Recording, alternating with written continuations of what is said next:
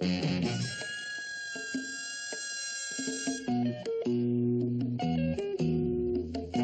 will you make it on your own? This world is awfully big, girl, this time you're all alone. But it's time you started living, it's time you let someone else do some giving. Love is all around, no need to waste it. You can have it down, why don't you take it? You might just make it after all. You might just make it after all.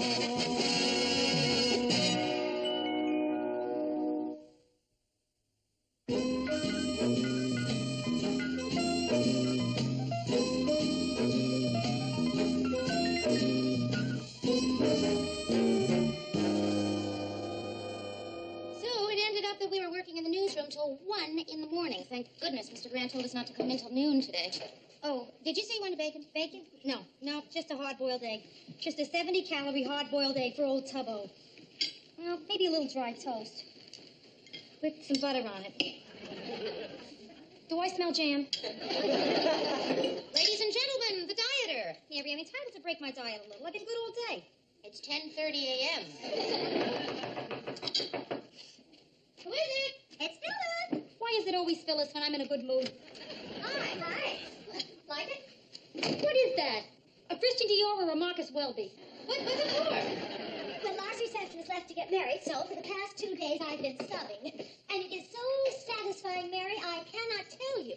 Lars' receptionist, huh? And what things in the skin doctor game? Dermatology, Rhoda. Oh, you know how it is there, hectic and crazy. Oh, the wonderful, wacky world of bad skin. Mary, I cannot tell you how satisfying it is to be working again. Most people would say, Phyllis, you have everything. What more could you possibly want? And I say, well, it's just not enough for me. I mean, being a model wife and a perfect mother. You know how I am. Mm-hmm. We just have a hard time believing it is all. I have to go to the hairdresser's. Don't you have to be at the office? How can you have your hair done? Mary, it's for those patients I'm doing this. I feel if I look my best, it gives them hope. Something to shoot for. You know I love her. I really do. But what is it about her? I don't know, but I'll tell you something. She keeps on the way she's going. She's going to give overbearing, aggressive women a bad name.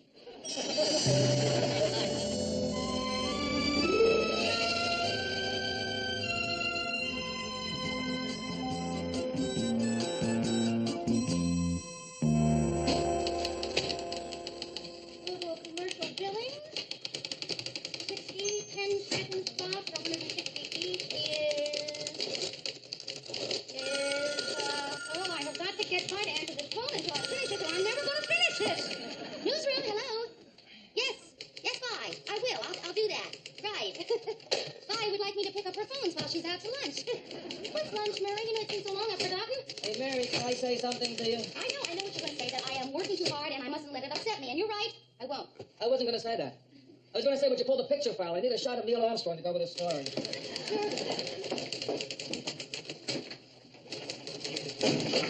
Oh, hey, let me help you.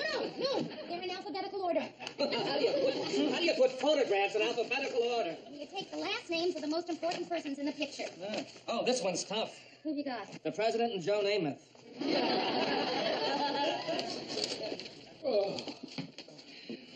Oh, those 2-hour Mexican lunches really take it out of you. I think I'll go to my dressing room and have a little fiesta. Nothing like a little naparino to pick you up. It really makes you want to cry, doesn't it, Murray? Okay, everybody stop working for a minute.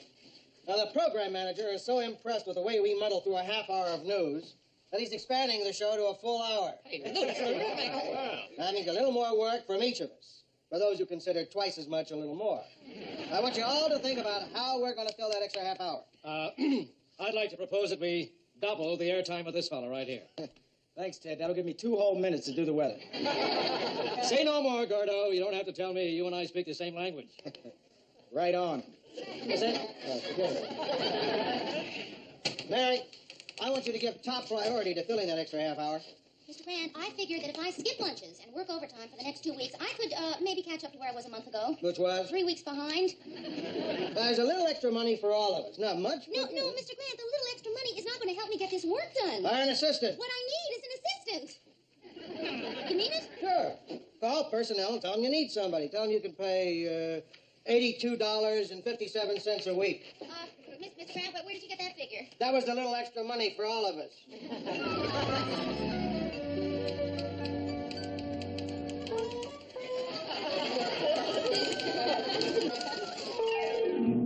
Rhoda, are you sure you want me to do this to your dresses, this midi thing? Yeah. Oh, I just hate it. Of course you do. You got good legs.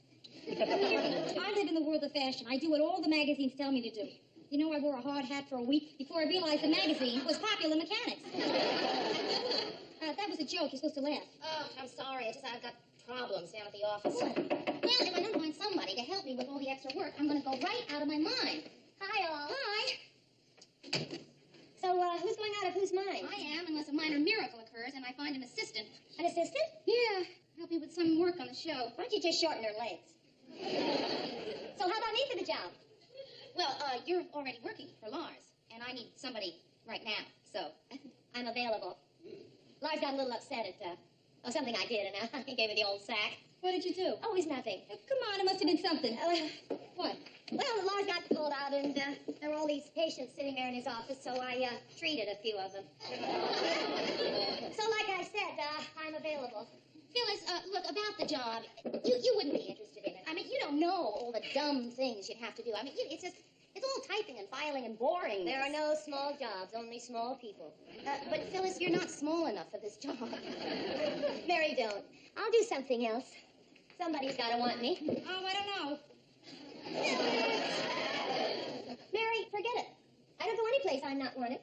Okay. Oh, boy. Phyllis, okay, all right. You want to try it for, let's say, a week? Okay, all right, I'll try it for 2 weeks. Oh, it'll be fun. A real challenge. I'm sure it will be. You know, it's kind of cute. What? I was just thinking it's cute, that's all. Yeah? I mean that I have my master's degree. Yes. And you left college after 2 years, and I'm your assistant. Just cute. And I'm telling you, Lou, it wasn't easy in those days, those early days. Wild-eyed kid with a dream. Dream to be an anchor man. Grabbing at Lady Luck. Running around, helter. Is Mary here yet? Yeah. Skelter. It seemed at the time like reaching for the stars. Ted, your life story's been going on for a half hour now. And we're just up to August 1953. I mean, can you hurry up with a point? It's like waiting for a sneeze. Well, I guess I just got to reminiscing. Yeah. And I think to myself, what'd I do it for? The money? No. The money was the least of it. But then again, even though the money is the least of it, now that we're going to an hour... You want a raise, is that it? Oh? I wrote a figure on this pad.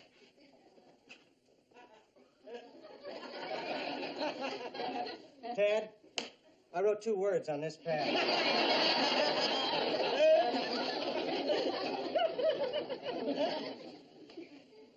Lou, I think there's a little room for negotiation between that figure and those words. On the other hand, maybe not.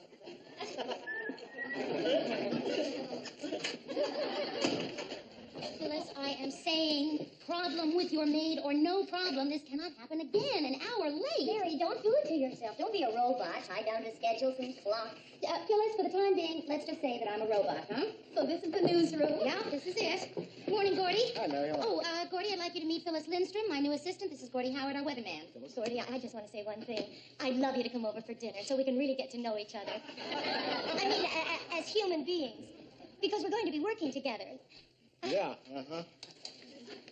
Gordy and I really hit it off. Mary! Oh, morning, Murray. Murray, I'd like you to meet my new assistant, Phyllis Lindstrom. This is Murray Slaughter. How do you do, Murray? Hi, I'd love you to Phyllis. come over for dinner if you're not... Mary, where have you been? Lou started yelling for you an hour ago, so I had to cover for you. Oh, thank you. What'd you tell him I was doing? Hanging up your coat. Well, Phyllis, here, sit down. You can use my desk for today.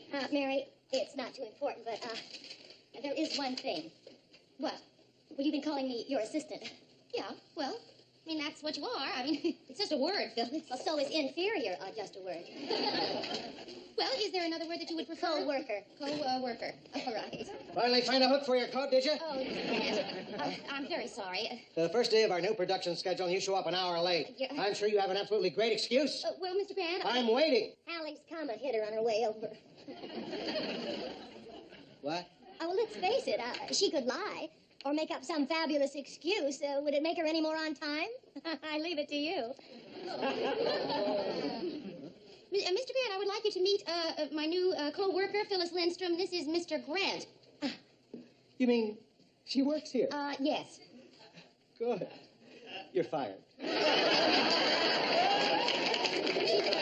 Really just trying to be helpful in her own way. Lou, if it'll make it up to you, I'll stay till, say 6 o'clock. Mary. Phyllis, our normal quitting time is 7. This should be an interesting day for you. A sort of combination orientation and last chance. Okay,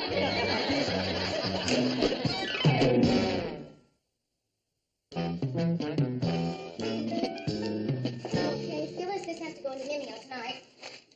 Phyllis? Oh, yes. What do you want me to do? Well, all you have to do is just sort this stuff into 2 piles. The pink sheets and the blue sheets. The pinks and the blues, the pinks and the blues. Kind of like little girl babies and little boy babies. Uh-huh. And? That's it. That's it? Mm-hmm. Well, that's so boring. Don't you have people who do that sort of thing? Yeah, Phyllis, I have a person who does this sort of thing. You. I know this doesn't rival working in a dermatologist's office. Mayor, but do you I have the think rubber stamp with my signature on it? I have to autograph these pictures. No, I'm sorry, Ted. There is. Oh, yes. Phyllis Lindstrom, my new co-worker. This is Ted Baxter. Hi. Well, Ted Baxter. How can I find the words? I don't know. Of course, I'm thrilled and excited. Yes, of course. However, there is something I feel compelled to say. It has to do with the impression you make on others and the tremendous impact you have on people and how outrageously attractive you are. Oh, I'm boring you. Hey, you're not. Cross my heart, you're not. Go on. But would you frustrate them, Ted? You're strong. You're too strong. Almost distant. You know you're the first one around here to recognize that.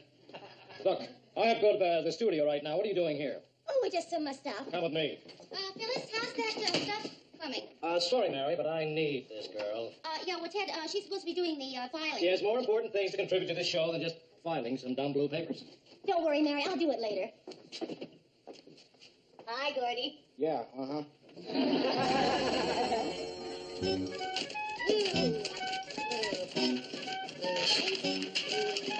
Mary, I thought you hired Phyllis to do that. Lou, I thought I hired Phyllis to do this too, Murray. Well, if she's not doing that, what is she doing? Murray, this copy you sent down, Ted doesn't like it. See what you can do to perk it up. Perk it up? Phyllis. Yes.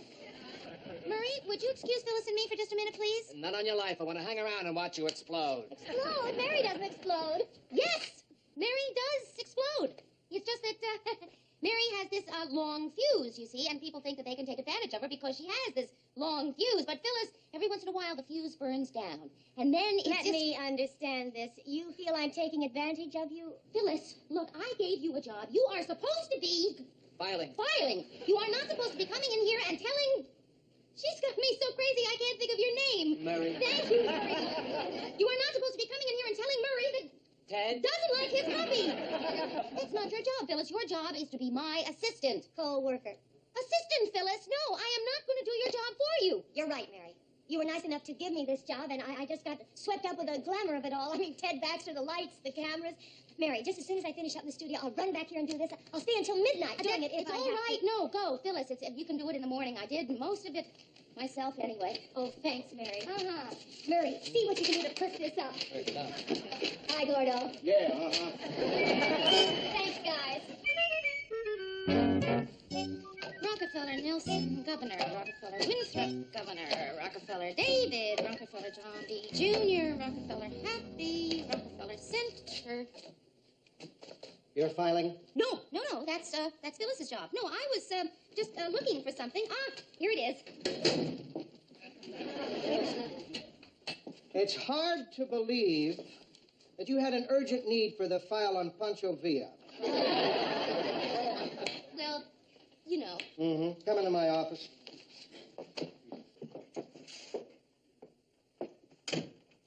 Mary, I'm going to ask you a question. And I want the truth. How's your new assistant, Princess Margaret Rose, shaping up? Just fine. Just fine. You know, it takes a little time to, but she's going to. She's going to be just fine. Just fine. Of course, she has been spending a lot of her time with Ted in the studio. They seem to really have hit it off. I mean, to the point where you might say that she's not quite doing a single bit of work around here. Mary, you could use a little fatherly advice. The fatherly advice is, why'd you hire her? That's a hard one to explain, Mr. Krantz. She's a crackerjack typist? She's a great organizer? Where's it shorthand? She helped me find my apartment. Rule number 1, don't hire friends. I hired a friend once. You know what happened? Worked out great. But that's me. You can't handle it. I can't handle Phyllis. I mean, I've known her for years, and she's very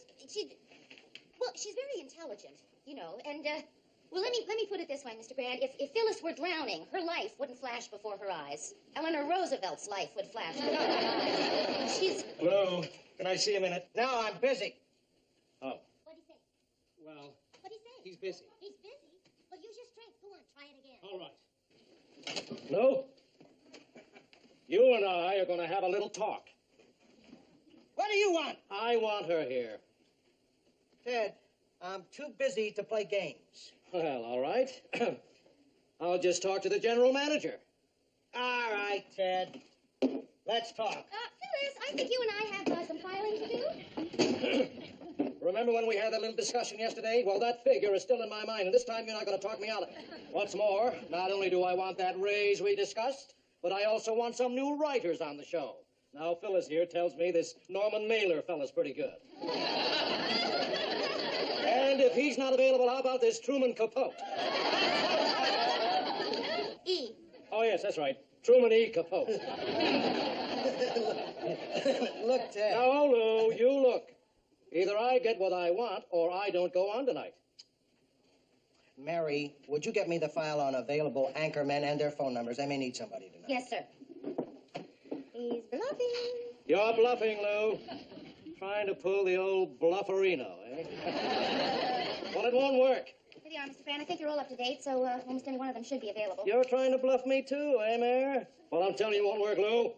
I want that raise, and I want it fast. Let's try him first. Sir. Who are you going to dial, Mayor? The weather report? Bluff, bluff, bluff, bluff, bluff. Hello, this is Mr. Lou Grant's office at W. I think I have some filing to do.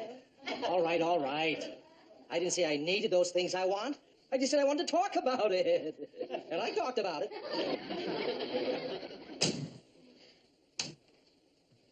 Who are you calling? It's going to be fair and warmer. Mary, she's dangerous. She's actually got Baxter convinced he's capable of human thought. Mary, you got to... Keep her away from Ted Baxter. No, Give her a good talking to. no, Fire her. that's it.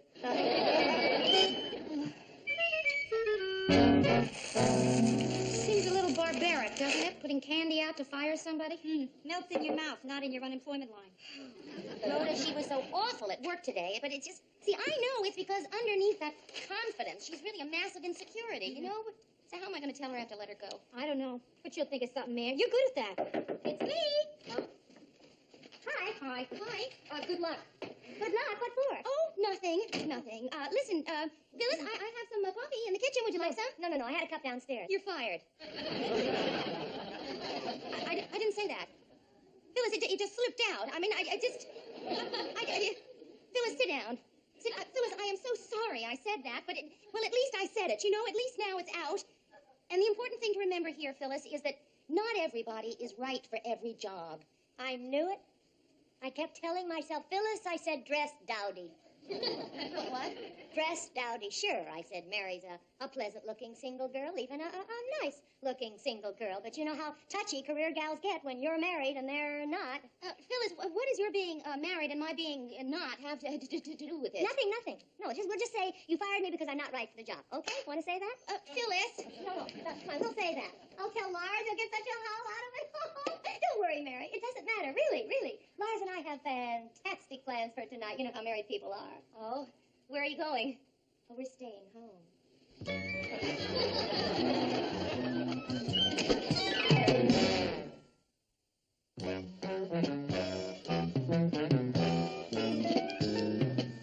Phyllis, will you please stop apologizing? I can't help it. I mean, I've been just dumb and awful. I deserve being fired, and I took it so badly when you told me you had to let me go. Phyllis, you know this just really is not necessary. I just want you to know I did a lousy job for you. I didn't do the filing, and I came in late all the time, and I got Lou mad at you, and I caused dissension in the office, and I just generally didn't do my job, and that's all I'm going to say. Good. Now, will you sign this? What is it? It's a letter of recommendation. Well, it may concern. Phyllis Lindstrom is dependable, efficient, prompt. Just put your signature right on it. Takes direction well, organized, mature attitude, excellent ability.